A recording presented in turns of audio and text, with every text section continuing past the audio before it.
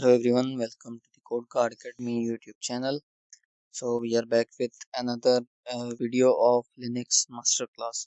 So previously हमने दो videos already record की थी, अपलोड भी यूट्यूब पर कर दी थी और ये उस सीरीज की थर्ड वीडियो है और आई होप कि ये कमांड्स की लास्ट वीडियो है और मैं उम्मीद करता हूँ कि आपको ये कंप्लीट सीरीज देखने के बाद लिनक्स की जो कमांड लाइन है उससे आपको जो है अच्छी नॉलेज मिल जाएगी किस तरीके से लिनक्स को थ्रू कमांड्स यूज़ कर सकते हैं, थ्रू टर्मिनल कैसे यूज़ किया जाता है।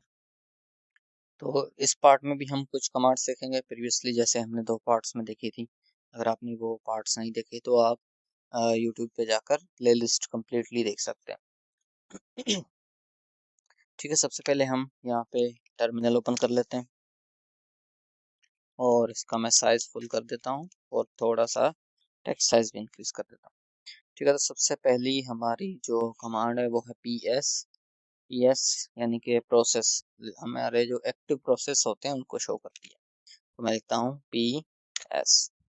ठीक है, पीएस लिखूंगा तो यहाँ पे कुछ चीज़ें आ गई, जैसा कि प्रोसेस आईडी आ गई और टीटीवाई आई डोंट नो ये क्या है, और टाइम आ गया और कमांड यानी कि उस प्रोसेस का नाम क्या है। एक तो ZHS और एक PS। ZSH यानी कि हमारा ये जो टर्मिनल ओपन है ये इसका नाम है और PS जो इस वक्त हमने ये प्रोसेस चलाया था। ठीक है, और दोनों की आईडी प्रोसेस आईडी, और उसके अलावा PS ट्री सिमिलर है लेकिन शो करने का जो तरीका है वो डिफरेंट है। ठीक है, इसमें एक ट्री की फॉर्म में आपको आपके प्रोसेस जो हैं वो दिखाए जाते हैं कि कौन कौन से आपके प्रोसेस हैं।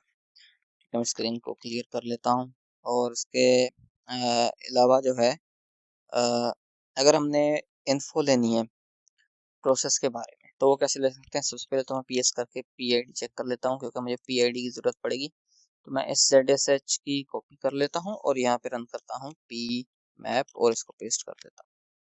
ठीक है, पेस्ट करके जैसे इंटर दबाऊंगा तो अब ये मुझे कुछ इन्फॉर्मेशन देगा जो प्रोसेस है मेरा उसके बारे में कि कितनी मेमोरी उसने इस्तेमाल की है। ठीक है, ZHS ने कि ये जो प्रोसेस ये फाइल नेम वगैरह बहुत कुछ है जो कि इस्तेमाल कर रहा है और इनकी ये हर एक फाइल की मेमोरी भी आप ऑलमोस्ट देख सकते हैं। ठीक है, तो इस तरीके से आप हर एक प्रोसेस को चेक कर सकते हैं कि वो क्या क्या रिसोर्सेज यूज़ कर रहा है, कितने साइज में, और ओवरऑल भी एंड में आपको शो करा रहा है कि टोटल ZSH ने जो है यानी हमारे इस टर्मिनल ने इतनी मेमोरी एक्वायर कर रखी है।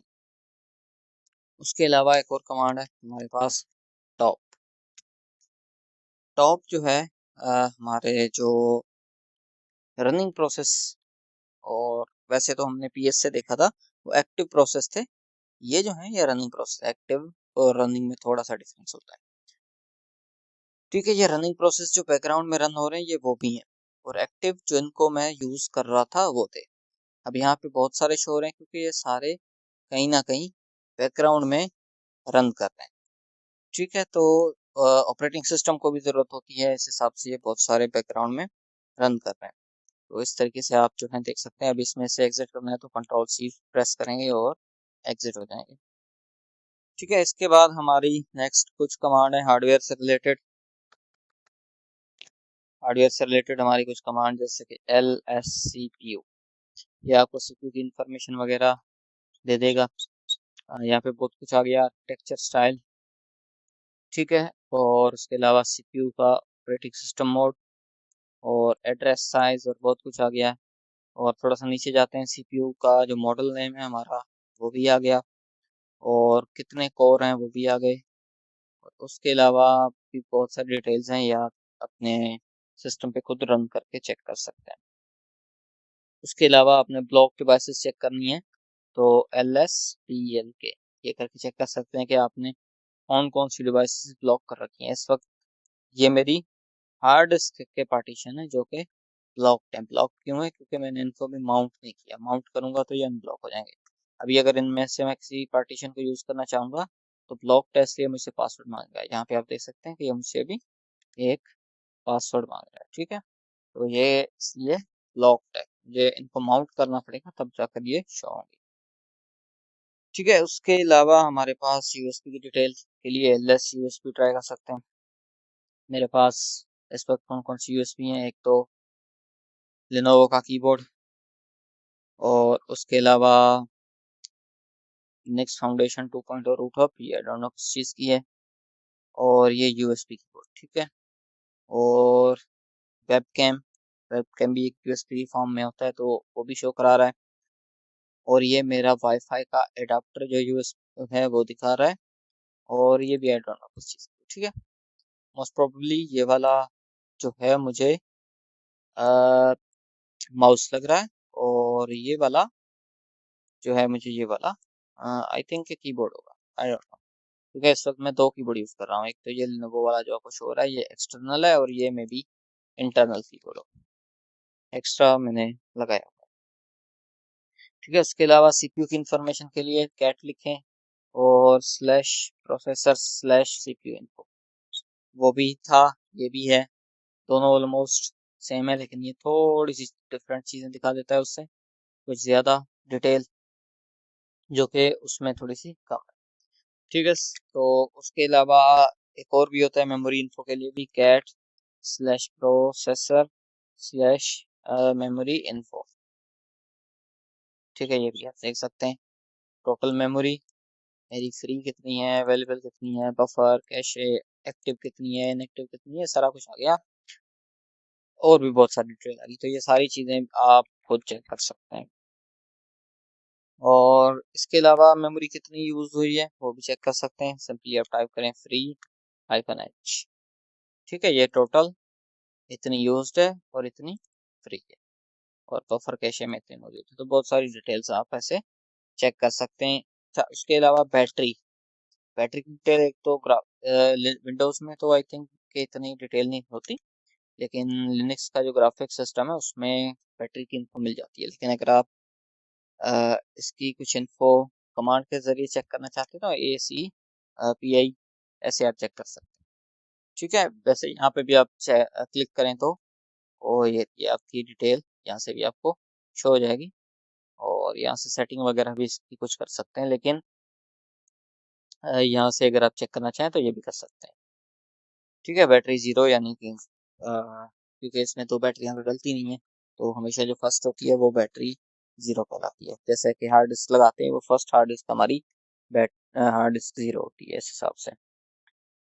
उसके अलावा अच्छा चले स्पीड टेस्ट अगर आप करना चाहें, हमने लास्ट टाइम देखा था कि sudo सॉरी fdisk करने से हम अपनी हार्ड डिस्क के डिटेल्स देख सकते हैं। fdisk pad usage why is that, okay चले अभी ठीक है। अब ये हमारे पार्टीशंस हैं, मैं किसी एक पार्टीशन के ऊपर स्पीड टेस्ट करना चाहता हूँ, रीड का स्पीड टेस्ट, तो मैं कैसे करूँगा? तो मैं इसको स्क्रीन को एक बार क्लियर कर लेता हूँ। तो उसके लिए मैं लिखूंगा HTTPM-T small T capital /DV/STA, जो मैंने टेस्ट करना है 1 2 3 लेट्स से 1, और एंटर। सॉरी परमिशन डिनाइड, क्योंकि आपको रूट यूजर की जरूरत है, तो भी ये स्पीड टेस्ट करेगा। ये परफॉर्म चेक कर रहा है, आई होपफुली जल्दी रिजल्ट देगा। ठीक है, और ये कुछ अभी भी कंटिन्यूड है टेस्ट। ठीक है, कंप्लीट कर दिया, और ये तो टेस्ट परफॉर्म करके उसके इसने रिजल्ट भी दे दी। कि हमारी नेक्स्ट कमांड है एलियास, एलियास जो भी कहें, और उसको कैसे हम रन कर सकते हैं। सबसे पहले आपने लिखना है एलियास, और उसके बाद जो आप अपने हिसाब से कमांड रखना चाहते हैं। अच्छा, ये कमांड के बारे में थोड़ा सा आपको बता देता हूँ। जैसा कि हम चेक करते हैं प्रेजेंट वर्किंग डायरेक्टरी PWD के साथ, LS के साथ, ये चीज़ चेक कर सकते हैं। क्लियर के साथ हमारी स्क्रीन क्लियर हो जाती है। मैं चाहता हूँ क्लियर पूरा लिखने की बजाय मैं अगर लिखूँ CL और मेरी स्क्रीन क्लियर हो जाए। ठीक है, तो मैं क्या करूँगा, एलियास लिखकर CL इक्वल्स टू क्लियर और एंटर दबा दूंगा। अब जब भी मैं CL पे लिखूंगा तो मेरी स्क्रीन क्लियर हो जाएगी। मैं पूरा क्लियर लिखूं तब भी हो जाएगी। ठीक है, जैसा कि क्लियर अभी मैंने लिखा, ठीक है, और अगर मैं खाली CL लिखूंगा तब भी क्लियर हो जाएगी। तो एलियास की मदद से आप बड़ी कमांड को अपने हिसाब से छोटी कर सकते हैं। तो जब भी अब मैं CL टाइप करूँगा मेरी स्क्रीन ऑटोमेटिकली क्लियर हो जाएगी। आई होप कि आपको समझ में आया होगा। इसका सिंटेक्स बिल्कुल आसान है। सबसे पहले एलियास, एलियस, ठीक है, थोड़ा सा प्रोनाउंसिएशन में डिफिकल्टी हो जाती है। अब सबसे पहले आपने जो कमांड रखना चाहते हैं वो इक्वल की निशानी देके जिस कमांड को चेंज करना चाहते हैं, जैसा क्लियर है, क्लियर की बजाय आप जब CL लिखेंगे तो ये वर्क करना शुरू कर देगा। ठीक है, फुली आपको समझ में आ गया होगा। उसके बाद मैन कमांड। अब ये कमांड बड़ी कमाल की है। फॉर एग्जांपल आपके पास इंटरनेट अवेलेबल नहीं है और आपने कोई टूल यूज करना है, जैसा कि मैं यहाँ पे कौन सा टूल यूज करना चाहता हूँ। बहुत सारे टूल हैं। फॉर एग्जांपल मैंने यहाँ पे कोई भी एक टूल पिकअप करते हैं, कौन सा चले SSH का कोई पिक करते हैं। तो ठीक है, SSH वैसे ही होता है, SSH। ठीक है, इस SSH को हम चेक करेंगे। आप चाहते हैं देखना डॉक्यूमेंटेशन, डॉक्यूमेंटेशन यानी कि वो ऐप वर्क कैसे करता है, तो उसके लिए क्या करेंगे, आप लिखेंगे मैन और उसके सामने उस कमांड को लिखते हैं जो कि आप चेक करना चाहते हैं। इंटरनेट के बगैर ये आपको डॉक्यूमेंटेशन की डिटेल दे देगा कि ये टूल, ये कमांड, ये चीज, ये कैसे वर्क करती है, उसकी डॉक्यूमेंटेशन। अब जैसे मैं एंटर दबाऊंगा, इसने मुझे कुछ पेज मैनुअल दे दिया, ठीक है, और इसको भी थोड़ा सा मैं एंटर दबाता जाऊंगा ताकि और शॉर्ट हो जाए। अब इसने क्या डिटेल दी, एक तो इसको यूज कैसे करते हैं उसका गाइड, इसकी कुछ डिस्क्रिप्शन कि ये है क्या, और ऑप्शंस कुछ, नीचे मैं जैसे जाता जाऊंगा और भी ऑप्शन आते जाएंगे और डॉक्यूमेंटेशन आती जाएगी। तो इस तरीके से आप इसकी डॉक्यूमेंटेशन वगैरह चेक कर सकते हैं। ठीक है, ये बड़ा ही बेहतरीन तरीका है बिना इंटरनेट के पूरी डिटेल देखने का किसी भी टूल को यूज कैसे कर सकते हैं। इसके अलावा हमारे पास, चलो कोई कमांड्स की हिस्ट्री चेक करनी है कि हमने कौन कौन सी कमांड्स अभी तक यूज की हैं, तो उसके लिए सिंपली हिस्ट्री लिखकर एंटर दबाएं और ये रही आपकी सारी कमांड्स। मेरे पास तो पता नहीं कौन कौन सी और कितनी कमांड्स है, तो आप भी चेक कर सकते हैं इस तरीके से कि कौन कौन सी कमांड्स आपने यूज की, क्योंकि कभी कभार आपको जो है भूल जाते हैं कि हमने पास्ट में कौन सी कमांड यूज की थी, किस लिए यूज की थी, तो वो यहाँ से आप चेक कर सकते हैं कि कौन सी हमने कमांड यूज की थी। ठीक है, इसके अलावा हमारे पास है व्हाट इज। ये भी मैन की तरह है थोड़ा सा, लेकिन थोड़ा सा डिफरेंट। जैसा कि हमने कहा लिखा था SSH, अभी भी SSH लिखते हैं। अब इसने क्या बताया, SSH क्या है, ये एक रिमोट लॉगिन क्लाइंट है। वहां पे तो डॉक्यूमेंटेशन में पूरी डिटेल थी, यहाँ पर सिर्फ एक उसका छोटा सा काम बताया है कि ये क्या है और क्यों क्यों तो नहीं, लेकिन है क्या, बस इतनी डिटेल है कि SSH एक रिमोट लॉगिन क्लाइंट है, यानी कि रिमोटली आप किसी भी डिवाइस पे लॉगिन कर सकते हैं इसके साथ। आई होप कि आपने नेटवर्किंग का जो हमारा कोर्स है उसमें ये SSH के बारे में पढ़ा होगा। ऐसे ही व्हाट इज करके हम कोई टूल यहाँ से पिक करते हैं। ठीक है, मिसाल के तौर पे चलें ये हमारे पास आ गया।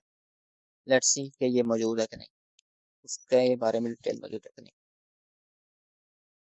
अब ये टूल है जिसके बारे में बता रहा है कि ये कस्टम वर्ड लिस्ट जनरेटर है। वर्ड लिस्ट आई होप कि आपको पता होगा, अगर नहीं पता तो कमेंट सेक्शन में बता दीजिएगा, तो उसके ऊपर भी हम वीडियो बना लेंगे।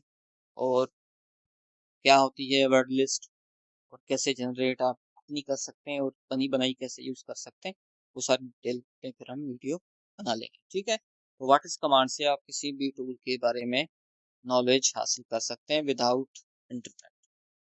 उसके बाद वेयर इज, लेट्स सी मेरा ये जो भी हमने टूल देखा था ये वाला, ये कहाँ पर पड़ा हुआ मैंने देखना है। तो ये सर्च मारा और इसने मुझे बता दिया ये पड़ा हुआ है /user/min/cul, देखिए यहाँ पर पड़ा हुआ है। और दूसरा इसकी फाइल /user/share/man/man1, और ये हमारी दूसरी फाइल पड़ी हुई है।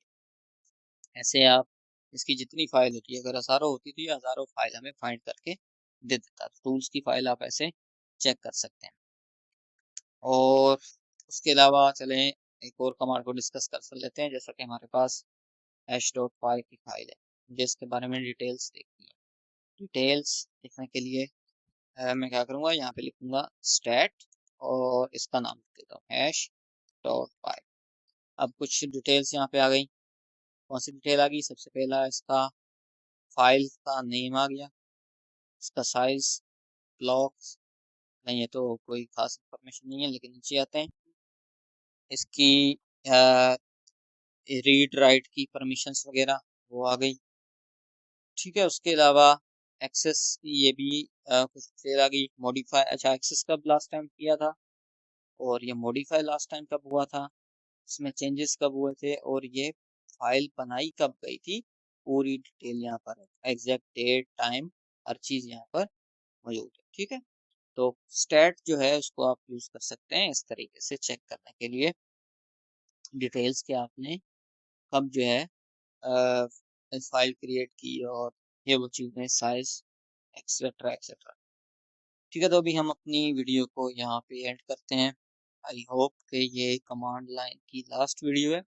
इसके बाद अगर कोई वीडियो लिनक्स पर आएगी भी तो वो यूज कमांड लाइन बेस्ड नहीं होगी, आई मीन के कमांड्स की नहीं होगी, वो किसी न किसी कॉन्फ़िगरेशन की हो सकती है या कोई और चीज़ों की हो सकती है अगर इन फ्यूचर आए, नहीं तो ये कोर्स का ऑलमोस्ट एंड है। Thank you.